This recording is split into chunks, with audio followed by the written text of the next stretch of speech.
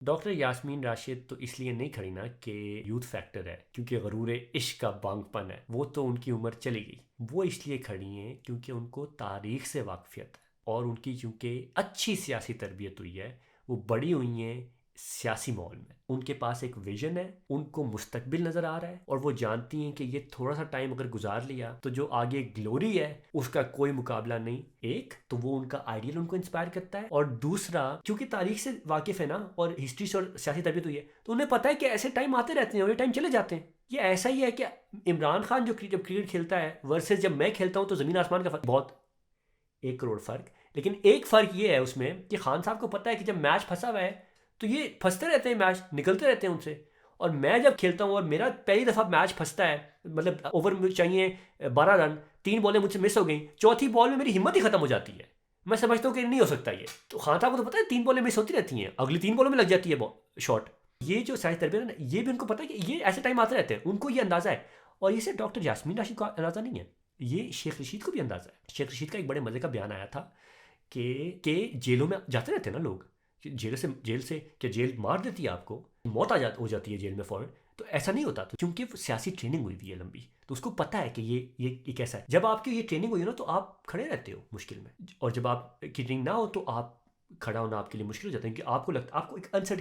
देखिए, ये तो आप मुझसे बेहतर जानते हैं, लेकिन चलें रिपीट करने में कुछ नहीं जाता कि मसला ये नहीं होता कि मुश्किल कितनी बड़ी है आपके सामने। अगर मुझे पता हो कि मैं ये मुश्किल कर लूँगा और आगे इसके मैंने फ्रूट खाना है, आगे जीत है या होप है अच्छी चीज़ की, फिर मैं कोई भी जुल्म बर्दाश्त कर लूँगा।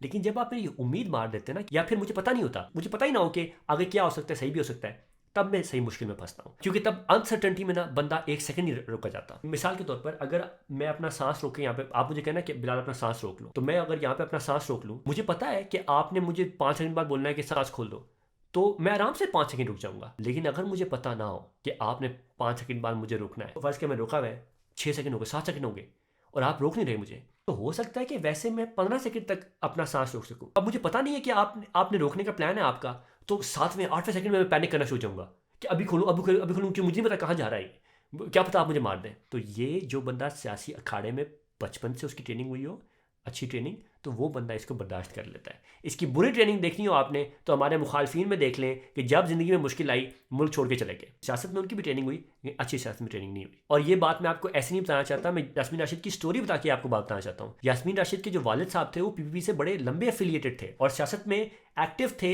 यास्मीन राशिद को जब 2007 के बाद गद्दारी ने पार्टी संभाली, तो तब यास्मीन राशिद के वालिद ने बुला के, वालिद थे या दादा थे या नाना थे, भूल रहा हूँ, पर इनमें से कोई एक शख्स थे, उनने बुला के यास्मीन राशिद को कहा ये जरदारी पीपल्स पार्टी को लेके कहीं और निकल गया। यास्मीन राशिद को बड़ी शौक हुई, यास्मीन राशिद भी कॉलेज से पॉलिटिक्स कर रही है, शौक हो गई।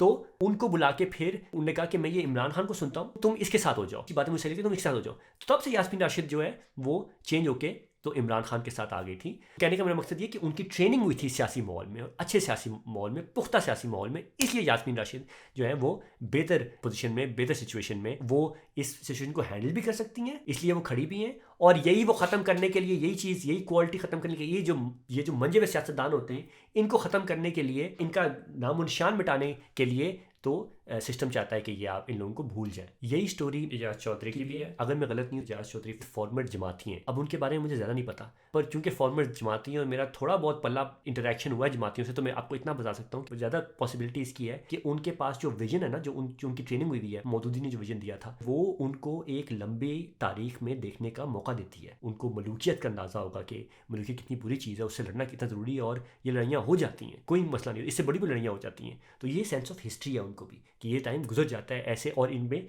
खड़ा कैसे होना है। ऐसे शहरयार आफरीदी को अगर आप उसकी बातें सुनेंगी तो आपको पता चलेगा कि वो हसन और हुसैन की जो कहानी है उससे वो मुतासिर है, उसको वो अपने लेवल पे शहरयार आफरीदी समझ चुका है। उसने ये जो जब जंग स्टार्ट हुई थी तो उसने इसका जो पैरेलल ड्रॉ किया था कि ये किस वाक़े से है, तो ये उसने हुसैन रज़ियल्लाहु अन्हु के वाक़े से जोड़ा था। अब टाइम आ गया खड़े होने के लिए, और इमरान खान भी बार बार इसका जिक्र करता है। कूफियों को पता था कि हज़रत हुसैन रज़ियल्लाहु अन्हु हक पर हैं, पर उसके बावजूद वो नहीं आए सपोर्ट करने के लिए, और वो फिर पछताते रहे। जब आपको ये सेंस ऑफ हिस्ट्री आ जाए तो आपको स्केल समझ आ जाता है कि ये कितना बड़ा मसला है, इतना बड़ा मसला नहीं है, और दूसरा आपको इसे लड़ने की हिम्मत आ जाती है और आप इसे लड़ जाते हो।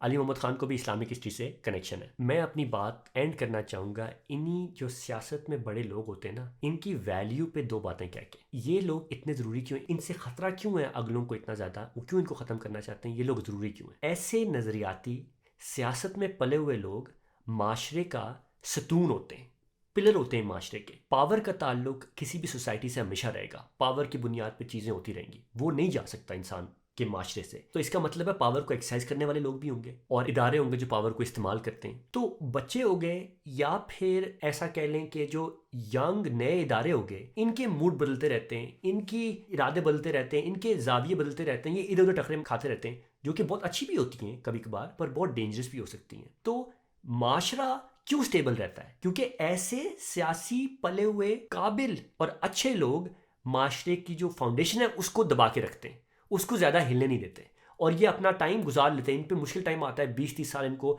माशरा संभालना पड़ता है अपनी ख़ास उम्र में, ख़ास जब इन पे टाइम आता है तब इनका रोल बहुत ज़्यादा बढ़ जाता है। और ऐसे सतूनों को गिराने के लिए अगलों के नापाक अज़ाइम हैं और वो हम इंशाल्लाह कामयाब नहीं होने देंगे। हम इंशाल्लाह ये जंग जीतेंगे, जहाँ भी लड़नी पड़े हम लड़ेंगे, जितनी लंबी भी लड़नी पड़े हम लड़ेंगे। हक और सच की लड़ाई है ये, और ये मुश्किल लड़ाई है। और ख़ान साहब ने कभी आसान लड़ाई तो पकड़ाई नहीं किसी, ना अपने आप को ना अपनी टीम को। तो हम ये लड़ेंगे और हम ये जीतेंगे।